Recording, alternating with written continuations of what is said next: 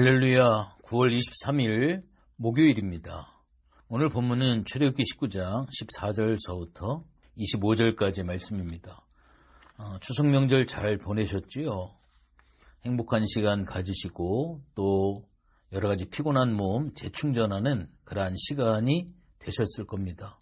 이제 다시 일상으로 돌아와서 이제 더욱더 이제 하반기 올 한 해 마지막 마무리까지 우리가 믿음의 경주를 또 열심히 하는 여러분들이 되어주시기를 주님의 이름으로 축복합니다.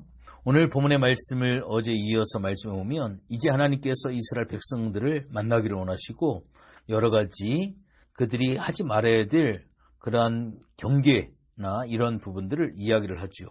오늘 특별히 15절의 말씀에 보면 14절 15절의 말씀에 보면 하나님께서 모세에게 한 이야기 어제 19장 10절 11절 말씀을 모세가 산에서 내려와서 14절에 보니까 백성에게 그대로 전달을 하는데 모세가 산에서 내려와 백성에게 이르되 백성을 성결하게 하니 그들이 자기 옷을 빨더라.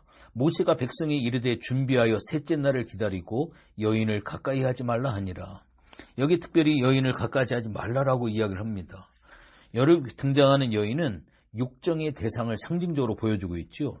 하나님은 여러 가지 가운데 한 분이 아니시고 유일한 분이십니다. 그 하나님을 만나고 교통하려면 자기 자신을 모든 것들로부터 구별을 시켜야만 합니다. 하나님은 그분 자신만을 갈망하는 사람에게 하나님은 보이시고 만나주시지요.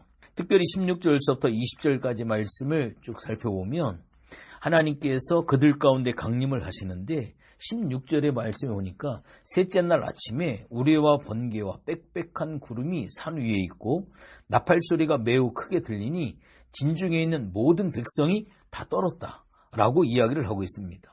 아담이 하나님과 함께 에덴 동산에 있었을 때에는 두려움이 없었습니다. 마치 아이들이 부모와 함께 있는 것처럼 기쁘고 즐겁고 평안했습니다. 그러나 하나님이 아닌 자가 하나님처럼 되고자 선악을 아는 지식을 먹자마자 하나님은 어떤 하나님이에요? 두려운 분으로, 알지 못하는 분으로 바뀌고 말았습니다. 그래서 아담은 하나님이 부르실 때 두려워 숨었다. 성경은 기록을 합니다. 아담이 에덴 동산으로부터 추방을 당한 뒤 에덴 동산은 화영검으로 가려졌고 그룹들이 막고 있었습니다. 이 광경이 시내산 위에 다시 재현이 되어진 것이죠. 이 하나님의 임재 앞에서 두려움을 느끼는 것이 너무나 정상적이지만 나병 환자처럼 감각이 무뎌져서 하나님의 임재 자체를 알지도 느끼지도 못하는 영혼들이 얼마나 많았는지 안타까움이 참 많이 있습니다. 17절 18절에 이어서 말씀해 보니까 하나님께서 불 가운데 또 강림을 하십니다. 모세가 하나님을 맞으려고 백성을 거느리고 진에서 나오매 그들이 산기슭에 서 있는데 시내산의 연기가 자욱하니 여호와께서 불 가운데서 거기 강림하셨다. 선악과를 먹고 온갖 헛된 것들로 치장한 인간이 하나님을 만나려면 높아질 대로 높아진 자고함과 헛된 치장들을 하나님 앞에 하나님의 불로 다 태워줘야만 합니다. 누룩을 제하고 불사른 만큼 진실해지고요. 하나님과 깊은 교통 안으로 우리가 들어갈 수 있는 그러한 상황이 되어지지요. 그런데 여기 보니까 24절에 특별히 하나님께서 그에게 모세죠. 가라 너는 내려가서 아론과 함께 올라오고 제사장들과 백성들에게는 경계를 넘어 나 여호와께로 올라오지 못하게 하라. 내가 그들을 칠까 하노라. 여러분들 여기 보니까 왜 하나님은 이 모세와 아론만을 하나님께서는 부르셨을까요? 모세는 모세 시대에 가장 가까이 하나님을 인식하는 사람이었기 때문입니다. 하나님은 이스라엘 백성들을 만나기 위해 강림하셨지만 그들이 하나님과 교통할 수 있는 인식의 성숙이 없었기 때문에 산 아래에 머물러 있어야만 했던 것입니다. 그래서 오늘 본문 24절에도 바로 이 부분을 정확하게 이야기를 하고 있는 겁니다. 왜 하나님 우리가 이 아론과 모세 두 사람을 만날 준비가 되어 있는 이 두 사람이 하나님을 만나게 되어진 이 사건을 통해서 그러면 하나님을 만날 수 있는 조건이 과연 무엇일까요? 계속적으로 이야기를 하고 있습니다만 성결이었습니다. 22절에 보면 여호와께 가까이 하는 제사장들은 그 몸을 성결하게 하라. 나 여호와가 그들을 돌격할까 하노라 라고 하는 말씀이 있습니다. 여기서 우리는 두 가지 진리를 발견할 수가 있는데요. 첫 번째 진리는 하나님께 가까이 하기 위해서는 성결해야 된다라고 하는 그러한 사실입니다.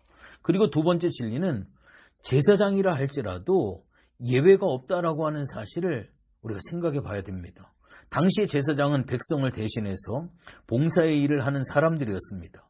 하나님의 종들이었습니다. 당시 광야에서는 제사장들이 가장 열심히 일을 했습니다. 하나님과 사람 사이에서 정말로 열심히 봉사했습니다. 그런데도 성결하지 아니하면 하나님께서 죽이신다라고 하는 겁니다. 그래서 목사라고 해서 천국을 보장받지 못합니다. 교회에서 봉사 많이 했다고 천국을 보장받지 못한다라고 하는 두려운 사실입니다. 천국에서 하나님 앞에 설 수 있는 유일한 방법이 있다라고 한다면 성결해야 된다라고 하는 겁니다. 신약에서는 이 성결하다라고 하는 이 말을 주님께서는 어린아이와 같지 아니하면 결단코 천국에 들어가지 못한다라는 말로 쉽게 말씀을 하고 있습니다. 그렇기 때문에 오늘도 어린아이처럼 순수한 믿음의 사람이 되어졌으면 참 좋겠습니다. 예수님을 믿되 지식으로, 머리로, 내 꾀로, 내 경험으로 복잡하게 믿지 마시고 나에게 유익을 따라 어떤 계산을 해서 믿지 마시고 믿음이라고 하는 것은 순수해야 합니다. 그래야 성결한 삶을 살아갈 수 있다라고 하는 거예요. 요한복음 17장 3절의 말씀에 보면 영생은 곧 유일하신 참 하나님과 그가 보내신 자 예수 그리스도를 아는 것이다. 영생은 하나님을 아는 것이다 라고 이야기를 합니다. 물론 여기서 안다라고 하는 것은 지식적인 알미 아니라 하나됨을 통한 체득적인 알을 이야기를 합니다. 영 안에서 하나님을 아는 만큼 하나님과 교통할 수 있다라고 하는 그러한 이야기입니다. 신약에서는 하나님이 우리 몸을 성전 삼으시고 우리 안에 들어오셨기 때문에 더 깊이 하나님을 인식하고 더 온전히 하나님과 교통할 수 있는 시대를 우리가 살아가고 있습니다. 그러나 아직도 내 소원을 이루고자 예배당에 가서 빌고 율법과 교리와 규정 같은 것에 매여 그것들을 지키려고 애를 쓰고 있습니다.